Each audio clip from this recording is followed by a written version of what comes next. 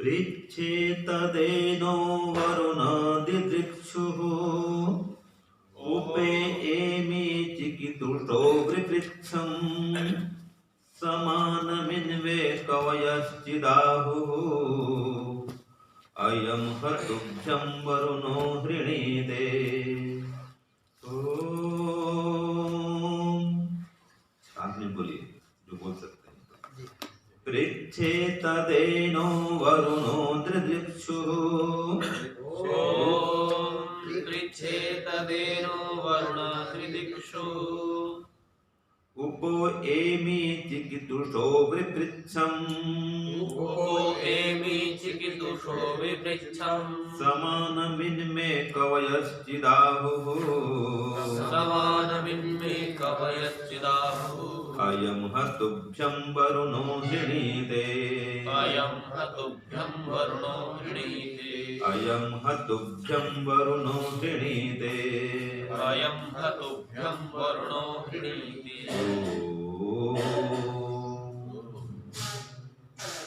ईश्वर हम यह पठन पाठन आपको प्राप्त करने और कराने के लिए साधन के रूप में करने जा रहे हैं। इस कर्म को और इसके कर्म फल को ही आपको अर्पित करते हैं। ओम शांति शांति शांति शांति। सबको सादर नमस्ते। आज हम विचार करेंगे ईश्वर का दर्शन कब और कैसे होता है। एक तो कब होगा, उसके लिए क्या क्या योग्यता चाहिए, और जब दर्शन होता है तो कैसे होता है, किस रूप में होता है। ठीक है, ईश्वर का दर्शन इसका मतलब क्या है, इस पर विचार करते हैं। तो देखो मंत्र में कहा है कि पृच्छेतदेनो वरुणः दिदृक्षुः, कि वरुण माने हे पाप निवारक देव। तत् एनः पृच्छे, मैं उस पाप को पूछता हूं, तुझसे पूछता हूं। ईश्वर से खुद करें कि हे ईश्वर मैं तुझसे पूछता हूं। एनः माने पाप, मैं उस पाप को तुझसे पूछता हूं जिसके कारण तेरा दर्शन नहीं हो पा रहा है। तो पहले कारण को जानेंगे तो फिर लक्ष्य को प्राप्त कर पाएंगे। किसका कारण क्या है, माने इसको प्राप्त करने का साधन, तब कार्य होगा। कारण होगा तो कार्य होगा। कोई लक्ष्य को प्राप्त करना हो तो उसकी विधि, उसका उपाय, साधन सब होना चाहिए इस बात में। तो यहाँ पर कहा है कि क्यों दर्शन नहीं हो पाता है, इसको पहले समझो तो दर्शन कब होगा तो समझ पाएंगे। तो एक उत्तर मिला कि जब तक पाप लगा रहेगा तब तक दर्शन नहीं होगा। अर्थात जब तक आप पाप करते रहेंगे आपका मन पाप के प्रति आकर्षित रहेगा। अनजाने में कोई पाप कर दिया अलग बात है, वो तो मंत्र में आया है। विद्वान बन के व्यक्ति विद्वान चकार अविद्वान चकार, कि विद्वान बन के मैं जो पाप किया हो अथवा अविद्वान बन के जो पाप किया हो, ये परमात्मा दोनों पापों से आप मुझे मुक्त कर दे, मतलब मुझे पृथक कर दे। ये मंत्र आता है आजादी विनय। तो अनजाने में पाप तो कोई भी कर सकता है, लेकिन जानबूझ के पाप कदापि न करे। जानबूझ करके योजना बना करके जब तक पाप करते रहेंगे परमात्मा का दर्शन होने वाला नहीं है। तो दर्शन कब होता है, जब आप सर्वथा पाप मुक्त हो जाएंगे। ये शर्त है, सर्वथा सर्वदा पाप रहित होंगे, मतलब ज्ञान रहित, नहीं सॉरी ज्ञान पूर्वक पाप रहित होंगे। अनजाने में पाप उसको छोड़ो, दंड तो उसका ही मिलेगा, लेकिन वो बाधक नहीं मोक्ष प्राप्त करने में। जैसे चल रहे हैं और चलते कहीं कितनी मर जाती है, दंड तो उसका ही मिलने वाला है। ठीक है, देख नहीं पाए और वाहन में जा रहे हैं और मरेंगे भाई, उसका दंड नहीं, उसका दंड मिलेगा, लेकिन वो मोक्ष बाधक नहीं। जानबूझ के कीर्ति मारेंगे तो मोक्ष नहीं होगा। ठीक है, हम इस प्रकार सुनते हैं कि श्वास ले रहे हैं, श्वास लेने में भी हिंसा होती है। कई सूची मर जाते हैं, पानी पीते तो हिंसा करती है, पानी तो पीना पड़ेगा भाई। तो ये मोक्ष बाधक नहीं, लेकिन जानबूझ के कोई कीट पतंग मारेंगे तो पाप, हिंसा है। तो मंत्र कहता है कि दिदृक्षु, कि हे परमात्मा मैं तेरा दर्शन करना चाहता हूं। दिदृक्षु माने तेरा दर्शन करना चाहता हूं, तेरे दर्शन का अभिलाषी हूं। तो दर्शन कब होगा? सबसे पहले दर्शन तब होगा जब सर्वथा सर्वदा पाप से मुक्त होंगे, जानबूझ के कोई पाप काम नहीं करेंगे। और पाप 3 प्रकार से होता है। कितने प्रकार से होता है? 3 प्रकार। 3 प्रकार से, मन से, वाणी से और शरीर से। तो तीनों प्रकारों से आपको पाप मुक्त होना पड़ेगा। जैसे शरीर से पाप क्या है? हिंसा करना, चोरी करना, व्यभिचार करना, ये शारीरिक हिंसा है। ये न्याय दर्शन के पहले अध्याय के प्रथम आहनिक में आ गया, द्वितीय सूत्र में। ठीक है, तो शरीर से हिंसा करना और चोरी करना और व्यभिचार करना, ये पाप है, शारीरिक पाप है। 10 प्रकार के पापों का वर्णन न्याय दर्शन में हुआ है। तो 3 तो ये हो गया। फिर वाणी से झूठ बोलना, निंदा करना, कठोर बोलना और असंबद्ध बोलना, अनावश्यक बोलना, बिना मतलब बोलना, फालतू अंडे बंड बकते रहना, वो भी पाप के कोटि में आता है। तो झूठ बोलना, निंदा करना, कठोर बोलना और असंबद्ध बोलना, ये वाणी का पाप है। तो 4 3 7 हो गया। और फिर मन के 3 पाप और होते हैं। एक तो उसमें है द्वेष, लोभ और नास्तिकता। द्वेष करना, दूसरों का अनिष्ट चिंतन करना। लोभ करना, स्पृहा कहा गया इसको, स्पृहा, लोभ करना। और नास्तिकता, ईश्वर की आज्ञा का उल्लंघन करना, ईश्वर की सत्ता को नहीं मानना, ईश्वर के विपरीत चलना, ये 10 प्रकार के पाप हैं। तो जब तक इन पापों से मुक्त नहीं होंगे, परमात्मा का दर्शन होने वाला नहीं है। तो इन पापों को छोड़ो और इसके उल्टे क्रम में चलेंगे तो 10 प्रकार का पुण्य करो, 10 प्रकार का पाप छोड़ो और 10 प्रकार का पुण्य करो, तो दर्शन हो सकता है, पात्रता मिलेगी दर्शन करने की। और दर्शन का मतलब क्या होता है समझ लो, ईश्वर का दर्शन करना माने ईश्वर की अनुभूति करना। वो कब अनुभूति होती है? समाधि की अवस्था में अनुभूति होती है। उसके लिए क्या चाहिए? एक तो पाप मुक्त जीवन चाहिए, दूसरा विवेक, वैराग्य और अभ्यास चाहिए। बिना विवेक के, बिना वैराग्य के समाधि नहीं लगती। उसके लिए अभ्यास करो, समाधि लगाएंगे, ईश्वर की अनुभूति होगी। और कैसी अनुभूति होती है? दर्शन कैसे होता है? कोई साक्षात कोई व्यक्ति का खड़ा नहीं होगा करके, गुण के माध्यम से गुणी का ज्ञान होता है। ये नियम है, ये दार्शनिक परिभाषा, गुण से गुणी का ज्ञान होता है, ये दर्शन ये है। तो परमात्मा की अनुभूति होना ही परमात्मा का दर्शन है। ठीक है जी। जैसे हम बोलते हैं चख करके देखो, खीर बहुत बढ़िया है, चख करके देखो। जीव कोई देखने का साधन नहीं, क्या सुन करके देखो, तो कान से देखते हैं क्यों नहीं? फिर क्या बोलते हैं? सुन करके देखो, सुन करके देखो। नाक से सूंघते हैं ना, बोलते हैं सुन करके देखो। तो यहाँ पर देखो मतलब क्या हुआ जी? उसका ज्ञान प्राप्त करो, जानो उसको। तो देखो मतलब जानो, जानना उसको, ये देखने का अर्थ है। तो परमात्मा का दर्शन मतलब परमात्मा को जानो, उसका अनुभव करो। परमात्मा निराकार है, सर्वत्र व्याप्त है। तो जिस गुण से आप चिंतन विशेष करेंगे उसी गुण से परमात्मा का साक्षात्कार होगा। इसको बोलते हैं ईश्वर की अनुभूति, इसको बोलते हैं ईश्वर का दर्शन। तो योग चित्तवृत्ति निरोध ये मुख्य उपाय है। मन को संसार के विषयों से निरुद्ध कर दो, हटा दो। सांसारिक विषयों को, सांसारिक विचारों को हटा दो, रोक दो और एक परमात्मा के चिंतन में मग्न हो जाओ, उसके स्वरूप में खो जाओ, चिंतन में लीन हो जाओ, एकदम ध्यानस्थ हो जाओ, एकाग्र चित्त हो, तो समाधि की प्राप्ति होगी फिर, और फिर ईश्वर की अनुभूति होगी। ये ईश्वर का दर्शन है। तो इसके लिए सर्वथा पाप मुक्त हो और 10 प्रकार का पुण्य करो। जैसे कि उसमें क्या था, हिंसा करना, ठीक है ना, चोरी करना और व्यभिचार करना, ये शरीर का पाप था।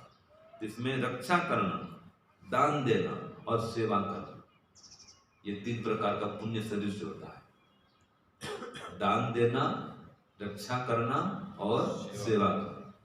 अगर आपके जीवन में सेवा भाव नहीं है, निष्काम भाव, सेवा नहीं कर रहे हैं, निष्कामता नहीं है, सेवा भाव नहीं है, परोपकार नहीं है, आपके जीवन में परोपकार नहीं है, स्वार्थी है, तो स्वार्थी आदमी का मोक्ष नहीं होता है, उसको परमात्मा दर्शन नहीं होगा।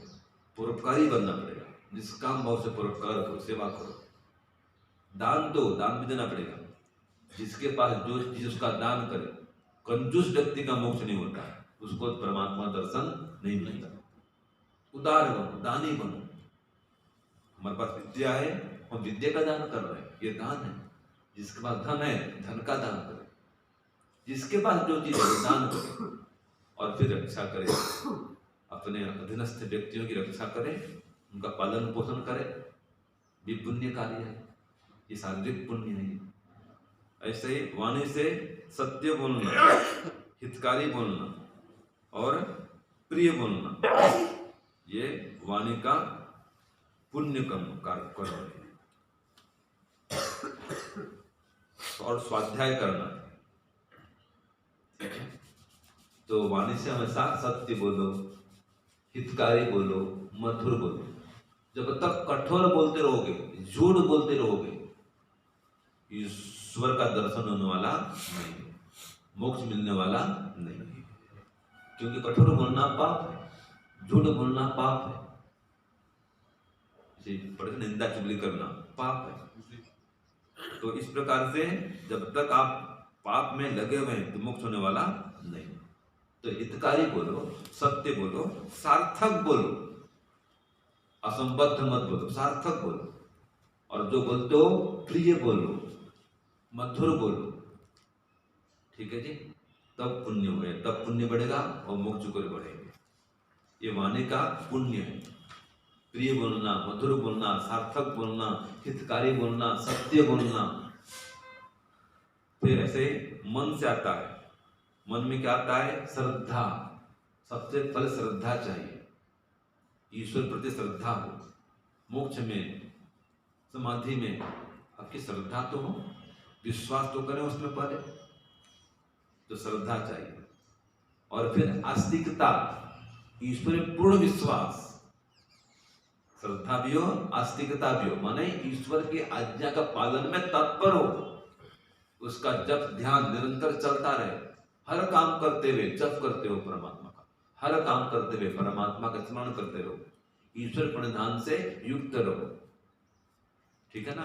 परमात्मा के गुणों का चिंतन चलता रहे, जाते आते, उड़ते बैठते, सोते जागते, खाते पीते, सब काम करते, आसन व्यायाम कर रहे हैं, जा रहे हैं, आ रहे हैं, तो परमात्मा का चिंतन चल रहा है, सब काम कर रहे हैं। संकल्प चाहिए इसके लिए कि मुझे दिन भर ईश्वर से जुड़ करके काम करना है, ईश्वर प्रणिधान से युक्त रहना है। यह आस्तिकता है, ईश्वर में विशेष प्रेम, विशेष निष्ठा, अगाध आस्था, अटूट विश्वास, ये चाहिए। और उसके अनुरूप फिर साधना करो, अष्टांग योग का अनुष्ठान करो श्रद्धा पूर्वक। तो मन में क्या रखना, श्रद्धा रखना। और अस्पृहा, माने लोभ लालच नहीं रखना। वहां तो लोभ था ना, मानसिक पाप था लोभ, वो स्पृहा काला कहते हैं उसको,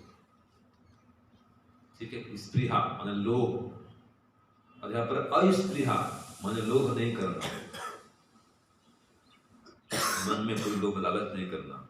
और दान देना, मानसिक दान, दया रूप में, सब पर दया करो। एक तो शरीर से दान देना, और मानसिक दान क्या है? दया भाव रखो, उसके प्रति करुणा का भाव रखो, सबके प्रति हित का भाव रखो। जब तक ये विशेषताएं नहीं होंगी आपके अंदर, ईश्वर का दर्शन होने वाला नहीं। तो 10 प्रकार का पाप और 10 प्रकार का पुण्य, तो कम से कम 10 प्रकार का पुण्य करो और 10 प्रकार का पाप छोड़ो। तो जो मंत्र कहता है कि दिदिक्षु, मैं तुझको देखना चाहता हूं, आपका दर्शन करना चाहता हूं, ये तभी संभव होगा। और इसके लिए विपृच्छम, विविध प्रकार से प्रश्न पूछता हूं। किनसे? चिकितुषः, जो विद्वान है उनके पास जाकर के, उपो एमी, एमी माने पास जाकर के, उपमान निकट, उनके निकट में जाकर के उपस्थित होकर के मैं प्रश्न पूछता हूं कि हे परम, ये विद्वानों मुझे बताओ कि मैं परमात्मा का दर्शन कैसे करके करूं। तो इसका मतलब क्या हुआ? आपको सत्संग करना पड़ेगा। अगर परमात्मा का दर्शन चाहते हैं तो संतों के पास में जाना पड़ेगा, सत्संग करना पड़ेगा। स्वाध्याय, सत्संग, हवन, ध्यान, उपासना, इसका अनुष्ठान करना ही पड़ेगा। इसके बिना दर्शन होने वाला नहीं। तो जो भी परमात्मा का दर्शन करना चाहता है वो सत्संग करे, स्वाध्याय करे, साधना करे, निष्काम भाव से सेवा परोपकार करे, तो दर्शन हो सकता है। फिर आगे कहा इसमें, कवयः चित्त समानम इत में आहु, ये विद्वानगण, कवयः माने जाने विद्वानगण, एक ही उत्तर देते हैं, समानम इत में आहु, मुझे एक ही बात कहते हैं। क्या कहते हैं? कि अयम वरुणः हा तुभ्यम हृणीते, जो वरुण है तुझसे अप्रसन्न है, इसके दर्शन नहीं हो रहा है, उसको प्रसन्न कर। तो प्रसन्न कब होगा? जब आप परमात्मा का अनुकूल जानेंगे। इसका सारे निकला कि तू परमात्मा के अनुकूल चल, परमात्मा से प्रीति कर, परमात्मा से प्रेम बढ़ा, परमात्मा की आज्ञा का पालन कर, तो दर्शन होगा। ये नियम है। जब तक आप दूसरों के अनुकूल नहीं चलते हैं, वो भी आपको अनुकूल नहीं होगा। ये परमात्मा का भी नियम है। आप परमात्मा को अनुकूल नहीं बनेंगे, वो आपके अनुकूल नहीं होने वाले। ये संसार का भी ऐसे नियम है। आप किसी से लाभ लेना चाहते हैं तो उसके अनुकूल बनो, पहले उसकी आज्ञा का पालन करो, ये अनुकूल बना तो उससे लाभ मिलेगा, नहीं तो लाभ नहीं मिलेगा। ये संसार का नियम है। तो मोक्ष चाहते हैं, ईश्वर का दर्शन चाहते हैं, तो दर्शन कब होगा? जब आप हमेशा ईश्वर के अनुकूल ही रहेंगे, कभी उसके प्रतिकूल नहीं होंगे, नहीं चलेंगे। व्यवहार में यम नियम का पालन करेंगे।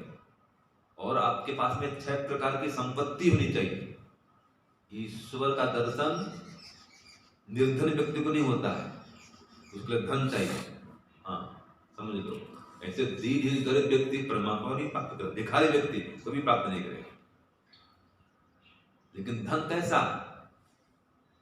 जो चर्चा हो रही है, निर्धन को दर्शन नहीं होता, तो धन कैसा चाहिए? कैसे धनवान को दर्शन होता है?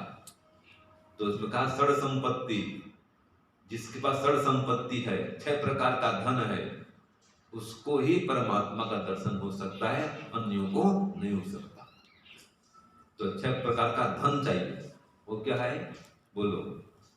पहला श्रम, दम, तितिक्षा, उपरति, श्रद्धा और समाधान। ये 6 प्रकार का धन, जो इन धनों से रहित है वही निर्धन है। समझ गए? ऐसे निर्धन व्यक्ति को परमात्मा का दर्शन नहीं हो सकता है। श्रम माने मन का समन करना, मन को शांत रखना, मन को सम करके रखना, मन को शुद्ध रखना, यह है श्रम। और दम माने इंद्रियों का दमन करना, इंद्रियों को अपने वश में रखना, इंद्रियों पर नियंत्रण रखना, यह है दम। और तितिक्षा माने तपस्या, सुख दुख मान अपमान सर्दी गर्मी हानि लाभ सब कुछ सहन करते हुए योगाभ्यास करते रहना, धर्म के पथ पर चलते रहना, स्वाध्याय साधना सत्संग सेवा परोपकार करते रहना, ये तपस्या है। कितना दुख कष्ट क्यों नहीं मिले, कितना मान अपमान हो, सब में सम रहना, ये तपस्या, ये तितिक्षा है। तप मतलब तो श्रम दम शिक्षा उपरति, दुष्ट कर्म से पृथक होना, वही आ गया ना। देखो ये पाप कर्म होता है, दुष्ट कर्म, इससे पृथक हो। उपरति, जब तक पाप से पृथक नहीं होंगे परमात्मा का दर्शन नहीं होगा। मंत्र भी करता है, ये हम यहाँ भी पढ़ते हैं षड संपत्ति में। उपरति, पृथक हो जाओ, उपरत हो जाओ, दूर हो जाओ, किससे? पाप कर्म से। जब तक पाप कर्म से पृथक नहीं होंगे दर्शन होने वाला नहीं परमात्मा। तो प्रति श्रद्धा, ईश्वर विश्वास, पूर्ण नास्तिकता, ईश्वर प्रधान से युक्त रहो, श्रद्धा रखो उस प्रति, ईश्वर प्रति, गुरु में, आचार्य में, विद्वानों में, शास्त्रों में, यज्ञ में, हवन में, साधना में, सब में श्रद्धा चाहिए। और फिर लास्ट में समाधान माने समाधि, अष्टांग योग का अनुष्ठान करते हुए समाधि लगाओ। पुत्रृष्णा वितृष्णा विकृष्णा का त्याग करो। ठीक है, 6 हो गया ना। लास्ट में समाधान, श्रद्धा, श्रद्धा, सम दम दीक्षा उपरति श्रद्धा और समाधान। तो ये षड संपत्ति होने से परमात्मा का दर्शन होता है। पाप से सर्वथा पृथक होना ही पड़ेगा इसे। तो इस प्रकार से परमात्मा का दर्शन करने के लिए ये षड संपत्ति उदाहरण करें, साधना करें, स्वाध्याय करें, सत्संग करें, सेवा करें, पाप कर्म से पृथक हो। तो परमात्मा का दर्शन कैसे होगा? गुण के माध्यम से होगा। जैसे कि परमात्मा में व्यापकत्व का गुण है, जैसे परमात्मा आप सर्वत्र व्याप्त है, ऐसी आपकी अनुभूति होगी। परमात्मा है अभी मेरे साथ में, मेरे चारों ओर व्याप्त है, ये आपको साक्षात अनुभव होगा। ये परमात्मा का दर्शन है। एक गुण बता दिया, ऐसे अनेक गुण परमात्मा के, जिस गुण से चिंतन करेंगे उसी गुण से आपको परमात्मा का बोध होगा, वो परमात्मा अनुभव में आएगा। ठीक है, परमात्मा में आनंद है तो आपको आनंद की अनुभूति होगी, ये परमात्मा का दर्शन है। परमात्मा में न्यायकारी गुण है, आप न्यायकारी से उसको जब करो तो उन न्यायकारी शोध का चमत्कार होगा, ये परमात्मा का दर्शन है। उसके दर्शन के लिए कोई मंदिर मस्जिद जाना नहीं पड़ता है, गिरजाघर जाओ, वहां जाओ तभी होगा दर्शन, ऐसा नहीं। वहां पर भी परमात्मा है, मना नहीं, लेकिन वहां जाएंगे तभी होगा दर्शन, ऐसा नहीं। दर्शन होगा यहाँ पर, सबके अंदर हृदय प्रदेश में परमात्मा का निवास। तो उसका दर्शन करना चाहते हो, अंदर मुड़ो। तो परमात्मा कहता है, पास रहता हूं तेरे सदा मैं हरे, तू नहीं जान पाए तो मैं क्या करूं। वो तो पास में है, तो अनुभव करो। ये आज का मंत्र है, पाप से मुक्त हो, उसको सब जगह अनुभव करो। इसके अंतःकरण को पवित्र बनाओ, मन को शुद्ध करो, एकाग्र करो, स्थिर करो, पवित्र करो, तो परमात्मा का दर्शन पा सकते हैं। ओम शांति, ओम शांति, सबको शांति।